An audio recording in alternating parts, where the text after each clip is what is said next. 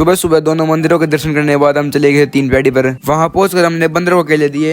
इनको केला देने के बाद हम और ऊपर चले गए थे और यहाँ से देखो कितना अच्छा व्यू आ रहा है। मैं और मेरा भाई सबसे आगे चल रहे थे, बाकी हमारे घर वाले हमसे बहुत पीछे रह गए थे। फिर यहाँ और ऊपर आने के बाद हमें बहुत सारे मंदिर दिखे। सभी मंदिरों में दर्शन करने के बाद हम चले गए थे सबसे ऊपर वाले मंदिर में। वहाँ जाके हमने प्रसाद चढ़ाया और देखो यहाँ इतनी ऊपर से कितना अच्छा व्यू आ रहा है। फिर 3 पैड़ी से उतरने के बाद हम चले गए थे खाना खाने के लिए। फिर खाना खाने के बाद हम आ गए थे अपने रूम पर। अपने कमरे जाने के बाद हमने अपनी पैकिंग चालू कर दी थी, क्योंकि कल हम वृंदावन के लिए निकल रहे हैं।